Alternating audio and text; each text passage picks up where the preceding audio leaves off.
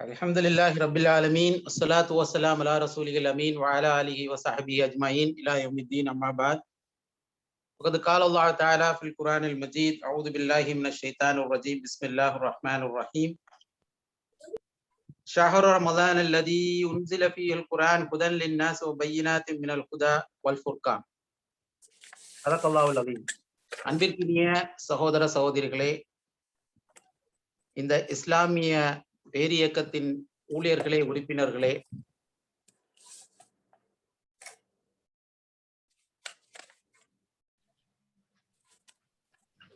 உங்க மைக்க மட்டும் அன்மியூட் பண்ணிருங்க.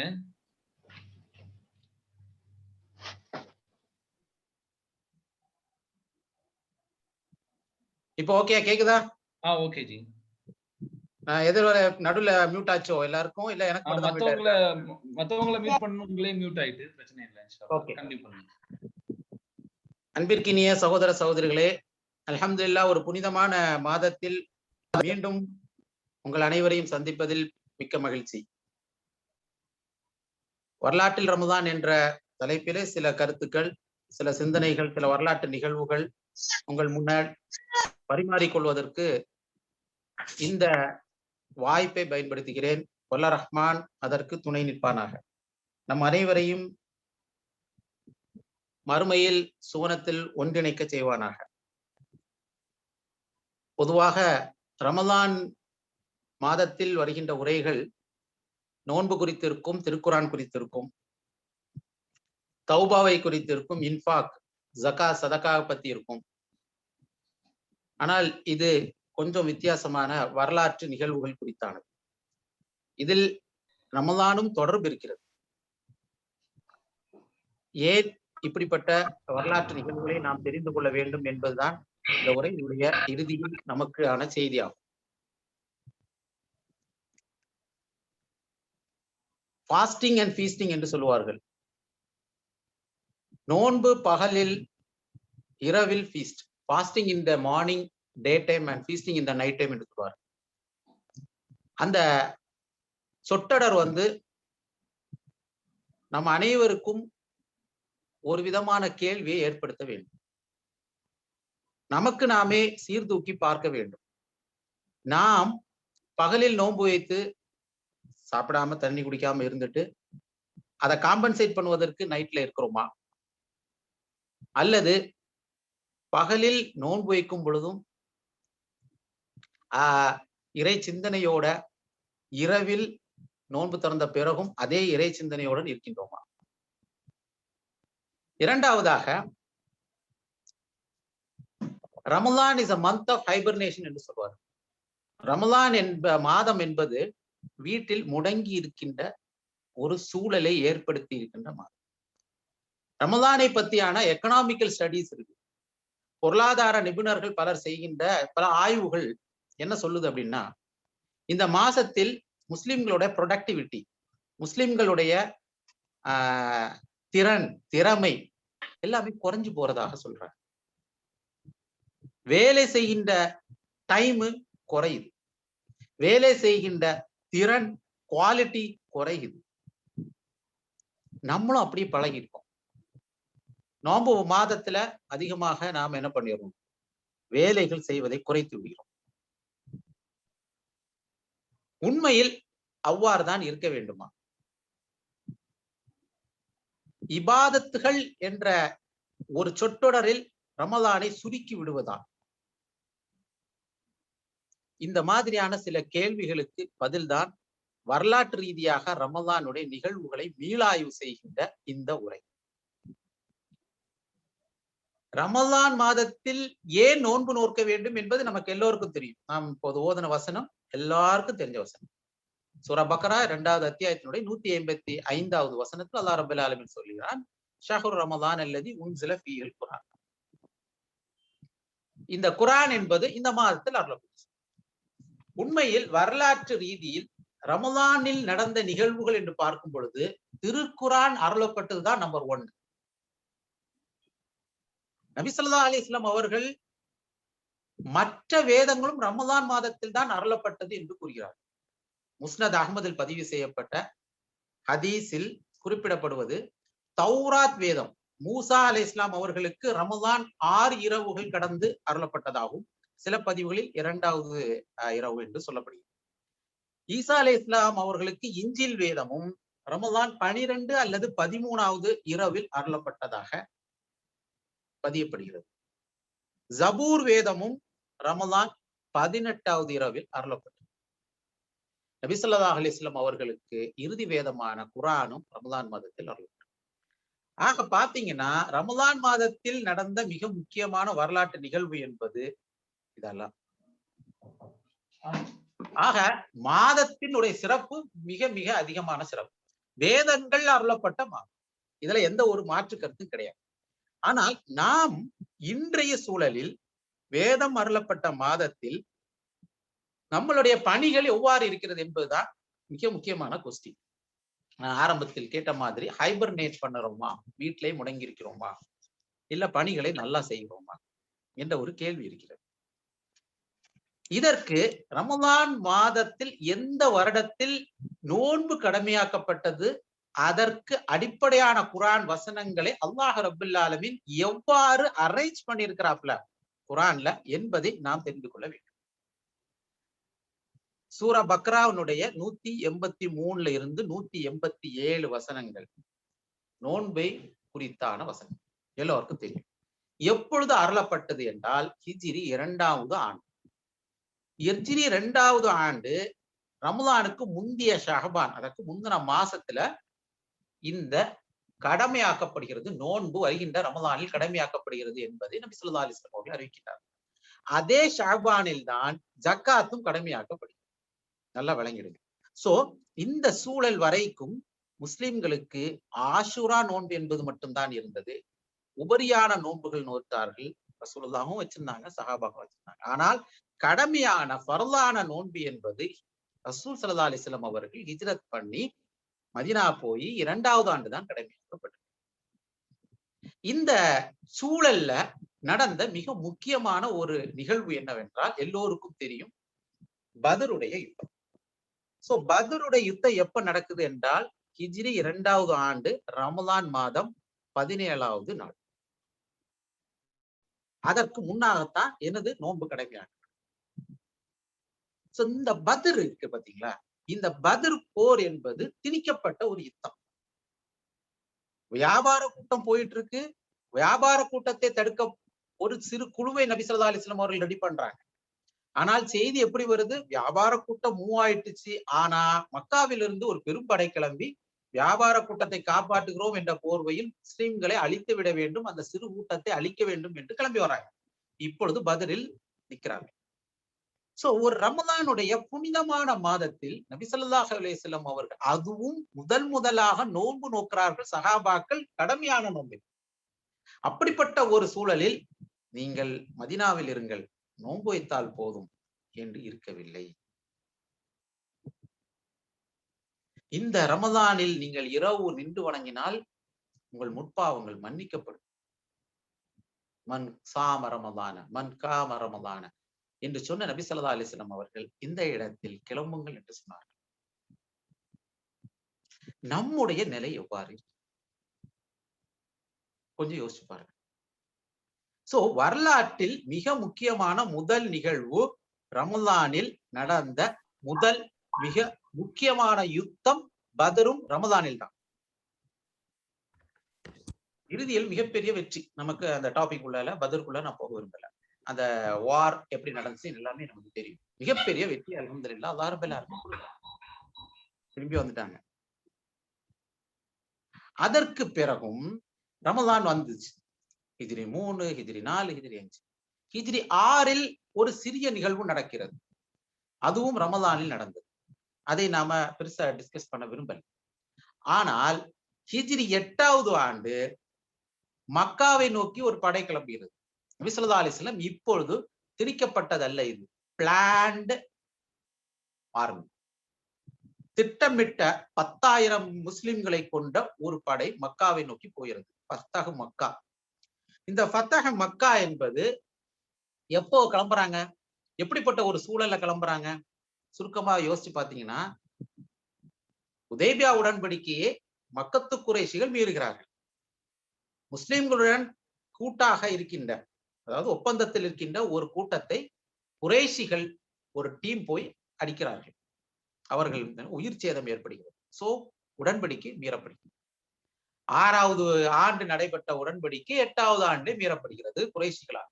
சோ நபி ஸல்லல்லாஹு அலைஹி வஸல்லம் அவர்கள் டோட்டல் சீக்கிரசில ஒரு பெரிய படையை திரட்டுகிறார்கள். மக்காவை நோக்கி போகின்றார்கள். அங்க போய் அவர்கள் மக்காவை எந்த ஒரு பெரிய சேதாரம் இல்லாமல் மக்காவை மீட்டெடுக்கின்றார்கள். இதுவும் நடந்தது ரமலான் மாதத்தில் தான். ரமலானுடைய 18வது இரவு என்று சொல்லப்படுகிறது, 20வது நாள் என்று சொல்லப்படுகிறது. சோ அப்படிப்பட்ட ஒரு மக்கா வெற்றிக்கு கிளம்பும் பொழுது சஹாபாக்கள் நோன்பு வைத்திருந்தார். போகின்ற பயணத்தில் பலர் நோன்பை விடுகிறார், சிலர் நோன்பை வைத்திருந்தார். நோன்பு வைத்தவர்கள் நோன்பு வைக்காதவர்களையும், நோன்பு வைக்காதவர்கள் நோன்பு வைத்தவர்களையும் குறை சொல்லவில்லை.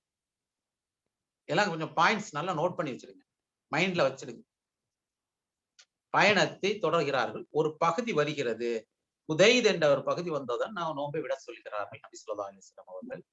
மக்கா ஃபத்ஹ் மக்கா நடக்கிறது, சிலைகள் அகற்றப்படுகிறது. மக்காவுல மிகப்பெரிய ஒரு வெற்றியை அல்லாஹ் ரப்பல் ஆலமீன் வழங்குகிறார். எந்த ஒரு பெரிய உயிர் சேதம் இல்லாமல், ரத்தம் சிந்தப்படாமல் அனைத்து குறைஷிகள் மக்களையும் நபி ஸல்லல்லாஹு அலைஹி வஸல்லம் அவர்கள் மன்னிக்கிறார்கள்.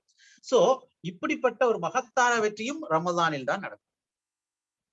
இந்த 2 நிகழ்வுகளும் குறிப்பிட்டு சொல்லும்படியாக நபி ஸல்லல்லாஹு அலைஹி வஸல்லம் அவர்களுடைய காலத்தில் நடந்தது. தபூக்குடைய யுத்தம் 9வது ஹிஜ்ரியில் ரமலானுக்கு முந்தைய 2 மாதங்களில் நடக்க ஆரம்பித்தது. அவர்கள் கிளம்பி போனார்கள். ஆனா திரும்பி வரும்போது ரமலானை கிராஸ் பண்ணதாக வரலாற்றில் நிகழ்வு இருக்கிறது.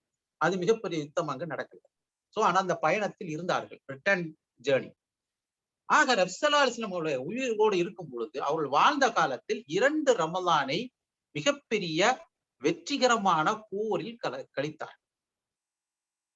இதை முதலில் நினைவில் வைத்துக் கொள்ளுங்கள்.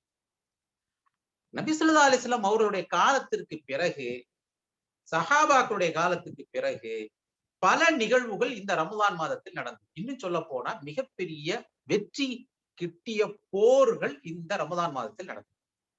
முஸ்லிம்களில் இன்றைக்கும் பெரும்பாலானவர்களுக்கு ரமலான் மாதத்தில் போர் செய்வதற்கு தடை இருக்கிறது என்ற மாதிரியான ஒரு எண்ணம் இருக்கு. இது பேக்ரவுண்ட்ல மைண்ட்ல வச்சிருங்க. நீங்கள் முஸ்லிம் சகோதரர்களும் கேளுங்க, புனிதமான மாதம் இது, அதனால் போர் செய்வதற்கு தடை விதிக்கப்பட்ட மாதம் என்று நினைத்துக் கொண்டிருக்கிறார்கள். அப்படி அல்ல. 4 மாதங்களில் இது வராது. சரியா? சோ ஹிஜ்ரி 92வது ஆண்டு வரலாற்றில் மிகப்பெரிய ஒரு புரட்சியை ஏற்படுத்திய நிகழ்வு நடந்தது. எல்லாம் சுருக்கமா அந்த வரலாறாவே சொல்லுவேன், இறுதியில தான் நமக்கு டாபிக் உள்ள போகும். ஹிஜ்ரி 92வது ஆண்டு ஐரோப்பாவினுடைய தெற்கு பகுதி, ஸ்பெயின், சிசிலி, பிரான்ஸ், இந்த பகுதியை அன்றைக்கு அங்கே ஒரு மிகப்பெரிய கிறிஸ்தவ நம்பிக்கையுடைய ஒரு குழுவினர் ஆட்சி பண்றாங்க. இசோக்கித் என்று சொல்லுவார்கள். அவர்களுடைய ஆட்சியில ரோட்ரிக் என்ற ஒரு மன்னர் ஆட்சி பண்றார். மிகப்பெரிய கொடுங்கோல் மன்னர். நான் சொல்றது ஹிஜ்ரி 92வது ஆண்டு நடந்துட்டு இருக்கு. அப்போ அந்த ரோட்ரிக்குடைய கீழே வாழ்ந்த யூதர்கள் தொல்லைக்கு உள்ளாக்கப்படுகின்றார். ஒரு சிறிய நிகழ்வு நடக்குது, ஒரு குடும்ப பிரச்சனைன்னு வச்சுங்களேன், ஒரு கல்யாண பிரச்சனை நடந்துச்சு. அதுல மிகப்பெரிய உயிர் சேதாரத்தை அந்த மன்னர் ஏற்படுத்துறாரு. யூதர்கள் கஷ்டத்துக்கு உள்ளாக்கப்படுறாங்க. யூதர்கள், அங்க வாழ்ந்த யூதர்கள் எங்க உதவி கேட்டார்கள் என்றால், வட ஆப்பிரிக்காவிலே ஆட்சி செய்த முஸ்லிம் உமையா கலீஃபாக்களுக்கு கடிதம் வருகிறது. வட ஆப்பிரிக்காவுடைய கவர்னராக அன்றைக்கு இருந்தவர் மூசா இப்னு நுகைர் என்ற ஒரு மனிதர். அவருக்கு ஹெல்ப்புக்கு ஆள் வருது, தூது வருது. அப்போ நீங்க கொஞ்சம் மேப் உங்களுக்கு தெரிஞ்சாதான் இந்த வரலாறு. வட ஆப்பிரிக்காவுக்கும் ஐரோப்பாவுக்கும் நடுவுல மத்திய தரைக்கடல் ஒன்று இருக்கு, மெடிட்டரேனியன் சி. இதுல வட Africa Egypt, Libya, Algeria, Tunisia, Algeria, Morocco. இந்த மொராக்கோவினுடைய வடப்பகுதியில இருந்து நீங்க ஐரோப்பாவுடைய தெற்கு பகுதியான ஸ்பெயினுக்கு ஈஸியா போயிடலாம். ஒரு சிறிய ஜலசந்தி இருக்குது, ஒரு ஸ்ட்ரெயிட் இருக்கு. அதற்கு பேர் ஸ்ட்ரெயிட் ஆஃப் ஜிப்ரால்டர். அதை கிராஸ் பண்ணீங்கன்னா நடுவில் ஒரு மலை இருக்கும், அந்த பாறை மலைன்னு சொல்லுவார்கள். அதை தாண்டி உள்ள போயிடலாம். சோ அங்கிருந்து மக்கள் இங்க வருவாங்க, இங்கிருந்து அங்க மக்கள் போயிட்டு இருப்பாங்க. சோ அவர்கள்ட்ட உதவி கேட்கிறார்கள். சோ இங்க இருந்து கலிஃபாக்கு செய்தி போகுது. அவர்கள் ஒரு படையை அனுப்ப சொல்றாங்க. 12,000 வீரர்களை கொண்ட ஒரு படை இப்பொழுது மொரோக்கோவில இருந்து அந்த கடலை தாண்டி ஸ்பெயினை நோக்கி போகிறது. 12,000 வீரர்களில் அரபுகளும் இருந்தார்கள். அந்த வட ஆப்பிரிக்க பெர்பர்ஸ் என்று சொல்லப்படுகின்ற முஸ்லிம்கள் எல்லாரும் இஸ்லாத்தை ஏற்றுக்கொண்ட வீரர்கள். அவர்கள் போறாங்க. தளபதியாக தலைமையேற்று போனவர் ஒரு இளைஞர் 20 வயதை நிரம்பிய தாரிக் இப்னு ஜியாத். இந்த தாரிக் இப்னு ஜியாதுடைய தலைமையில் படை எங்க போகுது? அந்த ஸ்ட்ரேட்டை தாண்டுது. அந்த ஸ்ட்ரேட்டை தாண்டுவதற்காக படகுகளில், அன்றைக்கு இருந்த கப்பல்களில் ஏறி பயணம் செய்து அங்க போகிறார்கள். எவ்வளவு படகு போயிருக்கும் நீங்களே யோசிச்சிருக்க. 12,000 வீரர்களை கொண்டு போகுது. போனப்பர் போய் இறங்குறாரு. எங்க? ஸ்பெயின்ல. இறங்கிட்டு அவர் செய்த மிகப்பெரிய வேலை என்னவென்றால், வந்த அனைத்து படகுகளையும் தீயிலிட்டு கொளுத்தி விட்டார்.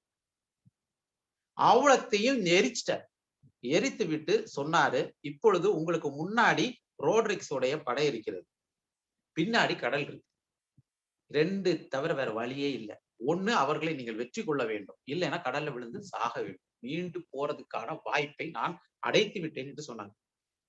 மிகப்பெரிய போராட்டம் நடந்தது. மிகப்பெரிய வெற்றி அல்லாஹ் ரப்பல் ஆலமீன். அந்த வெற்றி என்பது சாதாரண வெற்றி இல்லை. இன்றைய நவீன வரலாற்றை திருப்பி போட்ட ஒரு வெற்றி. ஸ்பெயினுக்குள் இஸ்லாம் சென்றது என்றால் ரோட்ரிக்ஸை வெற்றி கொண்டது என்று ஒரு சின்ன சுருக்கத்துல முடிச்சிட முடியும். அன்றைய ஸ்பெயினுடைய தெற்கு பகுதி, சிசிலி, பிரான்ஸ் ஒரு பகுதி என மிகப்பெரிய ஒரு பகுதியை முஸ்லிம்கள் ஆட்சி செய்தார்கள். ஓராண்டு 2 ஆண்டு இல்லை, 700 ஆண்டுகள், 1492 வரைக்கும் ஆட்சி செய்தார்கள். இந்த மிகப்பெரிய வெற்றி நிகழ்ந்ததும் ரமதானில் தான். ஹிஜ்ரி 92 ரமதானில் தான் ஸ்பெயினில் முஸ்லிம்கள் நுழைந்தார். அங்கே உள்ள அந்த இடத்துக்கு அந்துலூசியா என்று பெயர் சூட்டினார். கோர்தோபா என்ற நகரம் உருவாக்கப்பட்டுச்சு. அதில் தான் மிகப்பெரிய ஆய்வுகளும் பல்கலைக்கழகங்களும் மிகப்பெரிய ஆராய்ச்சி நிறுவனங்களும் உருவாக்கப்பட்டன. இமாம் குர்தூபி என்பவர் கோர்தோபாவை சார்ந்தவர் தப்சீர் ஆசிரியர்கள். மிகப்பெரிய ஒரு புரட்சி. ஐரோப்பாவுக்குள் அறிவியல் விஞ்ஞானமும் ஸ்பெயினில் இருந்து தான் சென்றது. அதனுடைய விளைவுகள் தான் இன்று வரைக்கும் நாம் உலகமே அறிவியலை வெற்றி. 1492 தான் கொலம்பஸ் ஸ்பெயினிலிருந்து கிளம்பி அமெரிக்காவுக்கு போறார். அதற்கு காரணமும் ஸ்பெயினில் அன்றைய விஞ்ஞானத்தில் முன்னேறிய முஸ்லிம்களுடைய ஆட்சி. ஆக இவ்வளவு பெரிய வெற்றியை கிடைத்ததும் இதே ரமதானில் தான். அடுத்ததாக இன்னும் 2 நிகழ்வுகளை நான் சொல்லிவிட்டு டாபிக்ல முடிக்கிறதுக்கு விரும்புகிறேன். அடுத்த நிகழ்வு என்பது, இப்ப நான் சொன்னது ஹிஜ்ரி 92. சோ ஹிஜ்ரி 92க்கு பிறகு பல நிகழ்வுகள் நடந்திருக்கு. ஆனால் குறிப்பிட்டு சொல்லும்படியான மிக முக்கியமான அடுத்த நிகழ்வு ஹிஜ்ரி 583 அல்லது 82 என்று சொல்வார்கள். 1187, 12ஆம் நூற்றாண்டினுடைய இறுதி பகுதி. அந்த 1187வது ஆண்டு, அந்த 12ஆம் நூற்றாண்டுல, இப்ப நீங்க முதல்ல சொன்ன அந்த ஸ்பெயினோட ஹிஸ்டரியில இருந்து ஆரம்பிக்கும். ஸ்பெயினில் 700 ஆண்டுகள் முஸ்லிம்கள் ஆட்சி செய்யறாங்க. அந்த ஸ்பெயினினுடைய இஸ்லாத்தினுடைய அந்த வீரியத்தை பார்த்த அங்கிருந்த மக்கள் என்ன பண்றாங்க அப்படின்னா, கிறிஸ்தவ மக்கள் என்ன பண்றாங்க அப்படின்னா, அங்கிருந்த போப் என்ன பண்றாரு அப்படின்னா, நாம இவர்களை இப்படி விட்டோம்னா டோட்டல் ஐரோப்பாவும் இஸ்லாமை மயமாகி விடும் என்ற காரணத்திற்காக அவர்கள் ஒரு பெரிய படையை திரட்டுகிறார்கள். அவருடைய ஏய்மும் குறியும் ஜெருசலத்தை நோக்கிதான் இருந்துச்சு. ஏனென்றால் கிறிஸ்தவர்களுடைய புனித பூமி உமர் ரலியல்லாஹு அன்ஹு அவர்கள் காலம் தொட்டு முஸ்லிம்களுடைய கண்ட்ரோல்ல இருக்கு.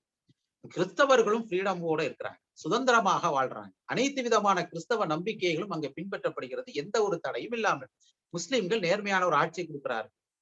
அவர்கள் புனிதவராக கடவுளுடைய மகனாக கருதிய ஈசா அலைஹிஸ்ஸலாத்தினுடைய அந்த ஹோலி ஸ்பெக்குலி என்று சொல்லப்படுகின்ற அந்த சர்ச், கல்வாரி சர்ச் அன்றைக்கு பாதுகாக்கப்பட்டுச்சு. அங்கதான் உயிர் தெழுந்த இடம் இருக்குன்னு சொல்றாங்க. சோ இப்படிப்பட்ட இடத்தை நாம ஆக்குபை பண்ணி ஆக வேண்டும் என்பதற்காக ஐரோப்பாவிலிருந்து ஒரு படை ஒவ்வொரு நாட்டை, அன்னைக்கு இந்த பிரான்ஸ், ஜெர்மனி, இன்னைக்குதான் அதெல்லாம் பெரிய பேரு, அவர்கள் எல்லாரும் என்ன பண்றாங்க, ரோம் எல்லாமே சேர்ந்து படை கிளம்பி வருகிறது. இது குரூசைடர்ஸ் என்று சொல்வார்கள் ஆங்கிலத்தில், சிலுவை யுத்தக்காரர்கள். அவர்கள் கையில் சிலுவை வைத்திருந்தார்கள். நாங்கள் புனித போரை மேற்கொள்கிறோம். ஜிஹாதுக்கு புனித போர் என்ற பெயர் கொடுத்திருக்கிறார்கள். உண்மையில் அவர்கள் தான் அந்த பெயரை காயின் பண்ணாங்க. அதற்கு முழு சொந்தக்காரர் அவர்கள் தான். கிளம்பி எங்க வராங்க? ஜெருசலத்தை நோக்கி வராது. அவர்களுடைய பயணம் கிழக்கை நோக்கி வருகிறது.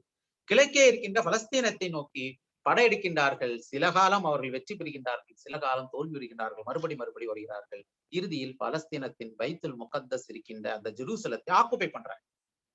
ஆக்குப்பை பண்ணது மட்டும் இல்லாமல் அங்கே வாழ்ந்து கொண்டிருந்த யூதர்களை முதலில் வெளியேற்றுகிறார். முஸ்லிம்கள் பயங்கரமான துன்பத்திற்கு ஆளாகிறார். இதுதான் வரலாறு. கொலை செய்யப்பட்டார்கள், எல்லா விதமான கஷ்டத்துக்கும் உள்ளாக்கப்பட்டார்கள் முஸ்லிம்களும் யூதர்கள். நான் முதல்ல சொன்ன ஸ்பெயின்ல யார் முஸ்லிம்கள்ட்ட ஹெல்ப் கேட்டாங்க மறந்துடாதீங்க, யூதர்கள். அன்றைக்கு காலத்தில் கிறிஸ்தவ உலகத்தில் வாழ்ந்த யூதர்களுக்கு கிடைத்த அனைத்து கஷ்டங்களையும் பார்த்து அவர்கள் அனைவரும் ஸ்பெயினை நோக்கி தான் வந்தார்கள். மேற்குல கிழக்கே ஜெருசலத்தை நோக்கி முஸ்லிம் ஆட்சியாளர்கள் நோக்கி வந்தார்கள். எப்பெல்லாம் கிறிஸ்தவர்கள் அங்கே ஆட்சியை சிலுவை யுத்தக்காரர்கள் ஜெயித்தார்களோ அப்பொழுதெல்லாம் வெளியேற்றப்பட்டவர்கள் யூதர்கள். அது போன்ற ஒரு மாறி மாறி வருகின்ற போது மஸ்ஜித் அல் அக்ஸாவும் அதை புகுந்த அந்த பகுதியும் ஜெருசலமும் சிலுவை யுத்தக்காரர்களுடைய கைப்பிடியில் இருக்கும் பொழுது முஸ்லிம்கள் மிகப்பெரிய பாதிப்புக்குள்ளாகின்றார்கள். எல்லா விதமான வழிபாட்டு முறைகளுக்கும் தடை விதிக்கப்படுகிறது. பெரிய பிரச்சனை வருது. சோ இப்படிப்பட்ட ஒரு சூழல்ல முஸ்லிம் ஆட்சியாளர்கள் என்ன பண்ணாங்க? அப்பாசியா கலீஃபாக்கள் ஆட்சி செய்யறாங்க. அந்த அப்பாசிய கலீஃபாக்களுடைய வீக்னஸ் உடைய டைம் அது. அப்பொழுது எப்பெல்லாம் வீக்கா இருக்கிறாங்களோ, எப்பெல்லாம் உள்ள பிரச்சனைகள் சண்டை போட்டுக் கொண்டிருந்தார்களோ அப்பொழுதெல்லாம் இவர்கள் மேலோங்கி கொண்டிருந்தார்கள். இப்போதெல்லாம் வெற்றி பெற்றுக் கொண்டிருந்தார்கள். அப்படிப்பட்ட ஒரு சூழல். அதே நேரத்தில் கொஞ்சம் கொஞ்சமாக அதிலிருந்து ஒரு குழுவினர் தமஸ்கஸ் சிரியானுடைய பகுதி, எகிப்தினுடைய பகுதியில் ஒரு சிறு குழு சுல்தான் சலாவுதீன் அய்யூபியோடைய தலைமையில் உருவாக்கப்படுகிறது. அப்ப அவர்கள் என்ன பண்றாங்கன்னா, சலாவுதீன் அய்யூபி ஒரு குர்து இன தலைவர். நீங்க இன்னைக்கு குர்து பத்தி ஒரு பெரிய பிரச்சனைகள் ஓடிக்கொண்டிருக்கு. வரலாற்றுல மிகப்பெரிய தலைவராக உருவாக்கப்பட்டவர் குர்துல யார் என்றால் சுல்தான் சலாவுதீன் அய்யூபி. இந்த பெயரை நாம கேள்விப்படாமல் எந்த ஒரு முஸ்லீமும் வாழக்கூடாது சொல்ல போனா. ஏன் அப்படின்னா அப்படிப்பட்ட ஒரு மிகப்பெரிய ஒரு போர் வீரர் மட்டும் இல்லாமல் மிகப்பெரிய ஆட்சியாளர், அது மட்டும் இல்லாமல் மிகப்பெரிய இஸ்லாமிய அறிஞர். அப்போ சுல்தான் சலாவுதீன் அய்யூபி ரஹ்மத்துல்லாஹி அலைஹி அவர்களுடைய அவர்களும் நூருதீன் ஜங்கி என்று சொல்லப்படுகின்ற ஜங்கி டிரைப்ல வாழ்ந்த மிக முக்கியமான தலைவர்.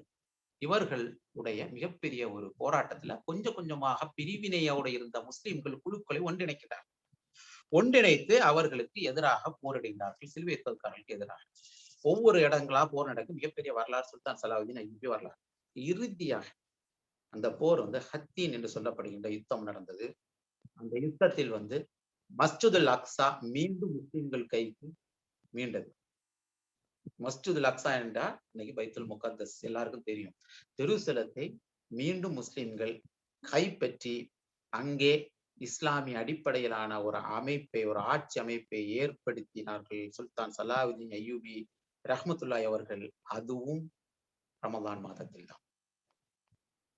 சோ ஜெருசலம் மீட்கப்பட்டது என்று சொல்லுவோம் சுல்தான் சலாவுதீன் அய்யூபி. அதோட விட்டுட்டு போகல.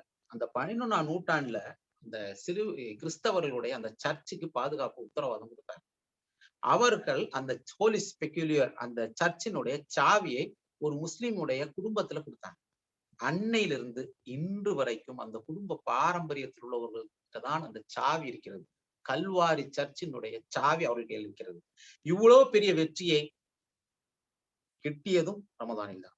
சுல்தான் சலாவுதீன் அய்யூபி அவர்கள் எல்லா கிறிஸ்தவர்களையும் மன்னித்தார்கள், எந்த பிரச்சனையும் பண்ணல. அந்த கல்வாரி சர்ச்சை இடிச்சிடும் சொல்லி சில பேர் சொன்னார்கள், கூடாது என்று அதை விட்டார். இன்று வரைக்கும் அது அப்படி இருக்கிறது. கிறிஸ்தவர்கள் புனித பயணம் மேற்கொண்டார். சோ இதுவும் மிகப்பெரிய ஒரு வெற்றி ரமதானில் கிடைக்கும். அடுத்தது 1260 ஹிஜ்ரி 658வது ஆண்டு. சோ அதுக்கு அடுத்த ஒரு 100 வருஷத்துல நடந்த மிக முக்கியமான இன்னொரு நிகழ்வு. இதுவுமே இஸ்லாமிய வரலாற்றில் யாருமே மறக்க முடியாத ஒரு நிகழ்வு. துக்ககரமான நிகழ்வுகளிலே அதிக துக்ககரமான நிகழ்வு என்று சொல்லப்பட்டால் இதுதான். முஸ்லிம்கள் மீது நபி ஸல்லல்லாஹு அலைஹி வஸல்லம் காலத்து தொடங்கி இன்று வரைக்கும் நிகழ்த்தப்பட்ட அநீதங்களில், அக்கிரமங்களில், அழிச்சாட்டியத்தில் கொத்து கொத்தாக முஸ்லிம்களை கொலை செய்த ஒரு நிகழ்வு என்றால் அது இந்த நிகழ்வு தான். மங்கோலிய தார்த்தாரியர்கள் கிழக்கிலிருந்து கிளம்பி இஸ்லாமிய சாம்ராஜ்யத்தை நோக்கி போகின்றார்கள். இவர்கள் போன வழி எல்லாமே கொலை செய்து கொண்டேதான் போனார்கள். ஆக்குபேஷன் என்பது, இம்பீரியல் போர்ஸ் என்பது, அவர்கள் ஆதிக்கம் செலுத்தியது என்பது ஒரு நாட்டை கூட விட எல்லாத்தையுமே துவசம் செய்து கொண்டே போனார். செங்கிஸ்கான் எல்லாரும் கேள்விப்பட்டிருக்கீங்க. அவர்கள் பண்ணது மிக மிக மிக மிக கொடூரம். ஹிஜ்ரி 617வது ஆண்டு மட்டும் 617ல மட்டும் 7 லட்சம் முஸ்லிம்கள் கொல்லப்பட்டார். அன்றைக்கு 7 லட்சம்னா கணக்கு வச்சு பாத்துருங்க இன்னைக்கு எப்படின்னு. அன்றைக்கு பகதாது வந்து அப்பாசிய கலீஃபாக்களுடைய ஆட்சியில இருக்கு. திமஸ்கஸ் என்பது ஐயூபி டைனாசிட்டி என்று சொல்லப்பட்ட சுல்தான் சலாவுதீன் ஐயூபிக்கு பின்னாடி வந்த அந்த ஐயூபிய வம்சம் வந்து ஆட்சி பண்ணும். இங்க இரண்டு பேருமே அன்னைக்கு வீக்கா இருந்தாங்க. அவர்கள் அனைவரையும் தோசம் பண்ணாங்க.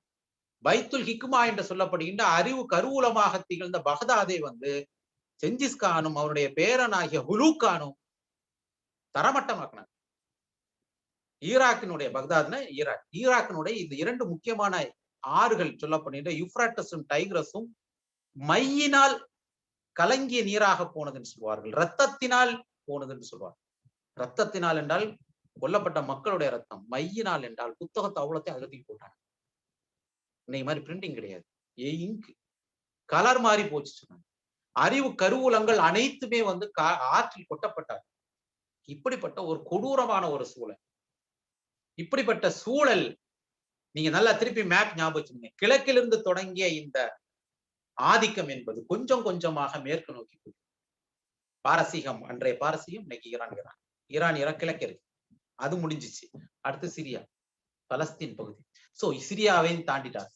இப்ப பலஸ்தீன் பகுதி வரும் பொழுது எகிப்தில் மம்லூக் அரசர்கள் வாழ்கிறார். இந்த மம்லூக் இஸ்லாமிய ஆட்சியாளர்கள் தான். மம்லூக் உடைய மிக முக்கியமான ஒரு கண்ட்ரோல்ல தான் எங்க இருந்துச்சு, எகிப்து இருந்துச்சு. பலஸ்தீன் பகுதியை அவர்கள் ஆக்குபை பண்றாங்க. அந்த மம்லூக்குடைய தலைமை பகுதியில் இருப்பவர் சைஃபுதீன் குதுஸ்.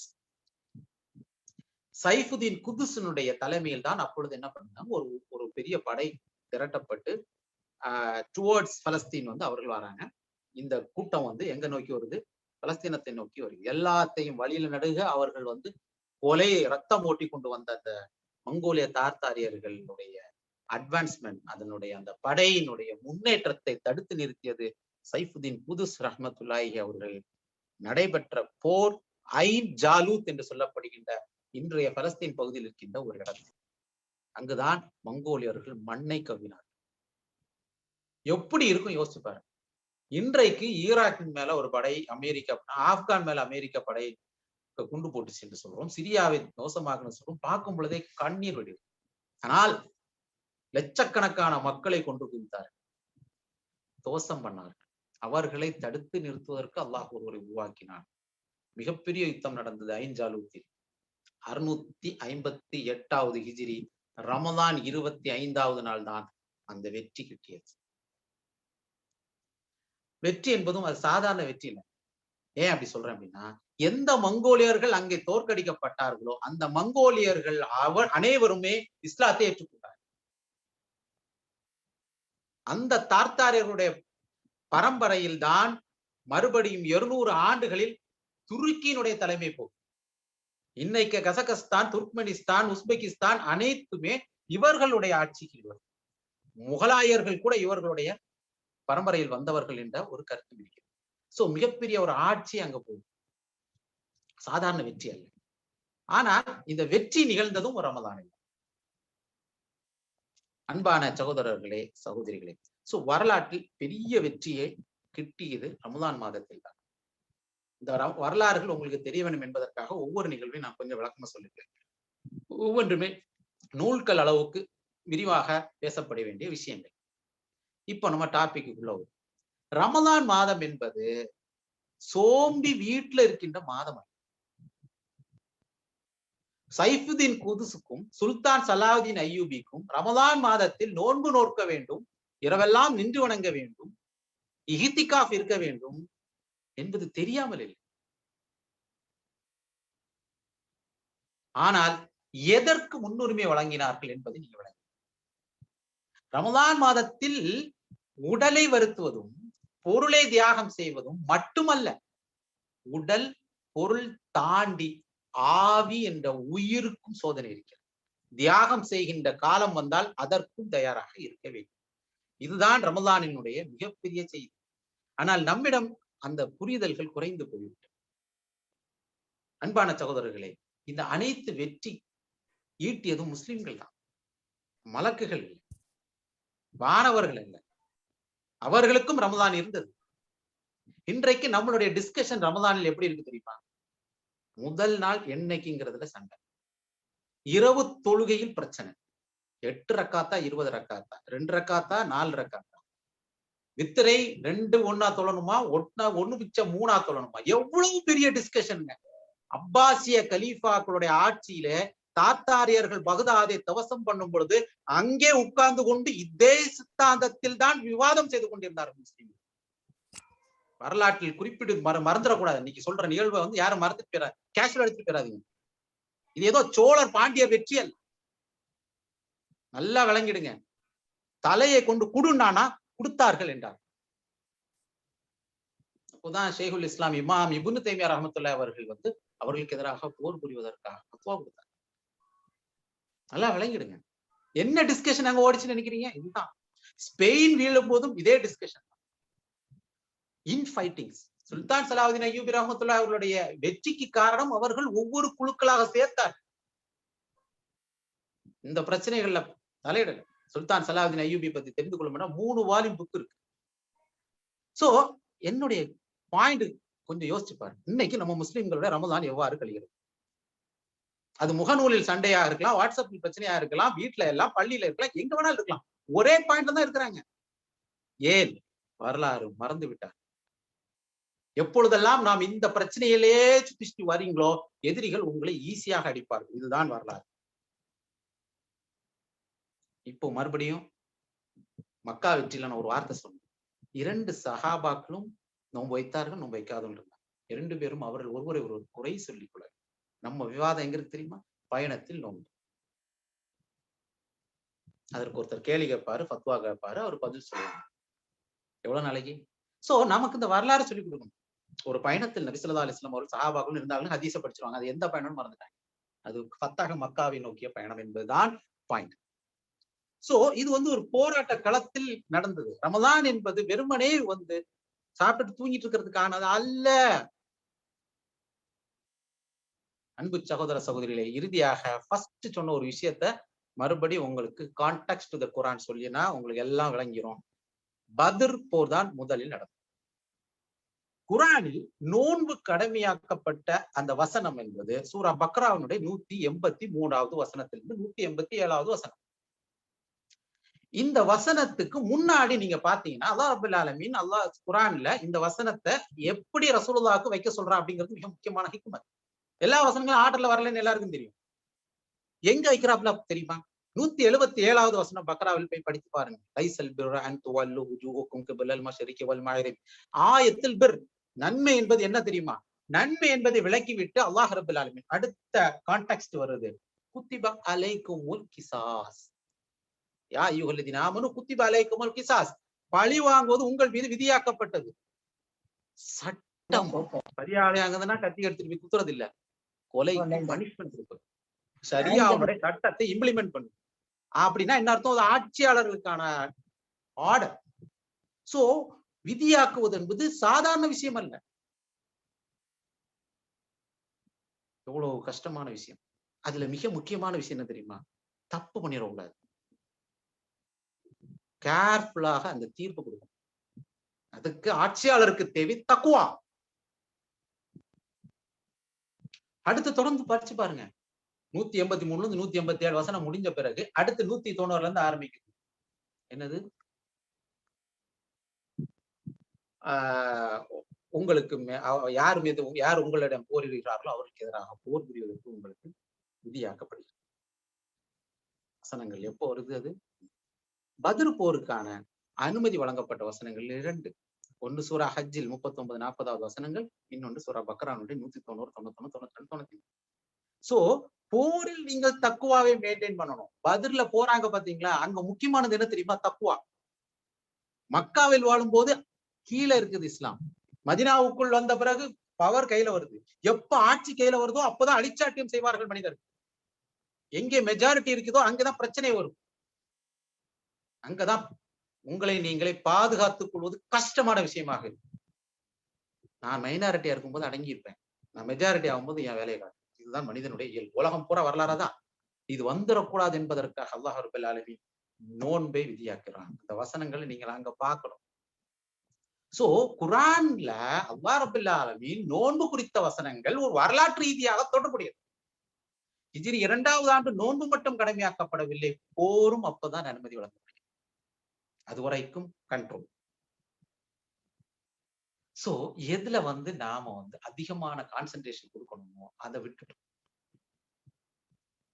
வரலாறு மறுபடியும் நீங்கள் படித்து பார்க்க வேண்டும். நபி ஸல்லல்லாஹு அலைஹி வஸல்லம் வரலாறு மறுபடியும் படியுங்கள். குர்ஆனின் அடிப்படையில் படித்து பாருங்கள். குர்ஆனுடைய வசனங்கள் அருளப்பட்ட காரணங்களை படித்து பாருங்கள். அப்பொழுது விளங்கும் இந்த வசனங்கள் எந்த சூழலில் வருது. ஏன் அல்லாஹ் ரப்பல் ஆலமீன் இந்த வசனங்களை இங்க வச்சிருக்கு? அதுல ஒரு ஹிக்மத் இருக்கு. அவ்வளவு ஈஸியாக உங்களால ஒரு ஆட்சி அதிகாரத்துல நீதி வழங்கி விட முடியாது. கிசாஸ், ஹுதூத் ஈஸியா முடியாது. தக்குவா இருக்கணும். அல்லாஹ் பார்த்து கொண்டிருக்கான்ற எண்ணம் இருக்கு. போரில் அப்பாவிகள் கொலை செய்யப்படக்கூடாது. போரில் விதிமுறைகள் மீறப்படக்கூடாது. ஆனா எங்க அதிகமா மீறப்படுமோ அங்கத்தான் மீறப்படும். ஆனால் அதுல மீறிவிடக் கூடாது என்பதற்கு தேவை தக்குவா. அதற்கு உங்களுக்கு மிக முக்கியமான தேவை நோன்பு. அதனால்தான் இந்த வெற்றிகள் ஒவ்வொரு காலகட்டத்திலையும் ரமலானில் கிடைத்திருக்கு. அன்பு சகோதர சகோதரிகளே, ரமலான் என்பது மறுபடியும் மீண்டும் ஒரு லைன்ல சொல்ல போனா it's not a month of hibernation. இது தூங்கி கொண்டிருக்கிற மாதம் அல்ல, சுறுசுறுப்பாக இருக்க வேண்டிய மாதம். மக்கள் கஷ்டப்படுகின்றார்கள் என்றால் அந்த கஷ்டங்களை போக்குவதற்கு எழுந்து செல்லுங்கள்.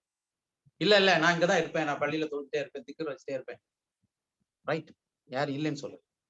ஆனால் யோசிச்சு பாருங்க, உங்களை சுத்தி இருக்கின்ற மக்கள் கஷ்டப்பட்டு கொண்டிருக்கின்றார்கள், அநீதத்துக்கு உள்ளாக்கப்படுகின்றார்கள். அவர்களை பத்தி எந்த ஒரு கேள்வியும் இல்லாமல், அவர்களுக்காக எழுந்து செல்லாமல் நான் நோம்பாளி என்று முடங்கி இருப்பதற்கு அல்ல நோன்பு. இது நம்மிடம் இருக்கின்ற ஆன்ம பலத்தை அதிகப்படுத்த வேண்டும். பவரை குறைக்க கூடாது. ப்ரொடக்டிவிட்டி அதிகமாக்க வேண்டும். முஸ்லிம்களுடைய கான்ட்ரிபியூஷன் அதிகமாக வேண்டும். ரமதானில் உண்மையில வருத்தமாக இருக்கிறது, இங்கதான் குறையுது. சோ அன்பு சகோதர சகோதரிகளே, ரமதான் சுறுசுறுப்பாக இயங்க வேண்டிய ஒரு மாதம். நமக்கு மீண்டும் ஒரு சுல்தான் சலாவுதீன் அய்யூபி, மீண்டும் ஒரு சைஃபுதீன் குதுஸ், மீண்டும் ஒரு நூருதீன் ஜங்கி கிடைக்க வேண்டும் என்றால் நாம் முழுமையாக ரமலானுடைய நோக்கத்தையும் ரமலானை பயன்படுத்துகின்ற விதத்திலும் எந்த ஒரு குறையும் இல்லாமல் நாம் செய்ய வேண்டும். சுறுசுறுப்பாக நம்மளுடைய செயல்களை ஆற்ற வேண்டும். வல்ல ரஹ்மான் அதற்கான தௌஃபீக்கை உங்களுக்கும் எனக்கும் தந்தருவானாக. வாஹிர் தவானா அல்ஹம்துலில்லாஹி ரப்பில் ஆலமீன். அஸ்ஸலாமு அலைக்கும் வரஹ்மத்துல்லாஹி வபரகாத்துஹு.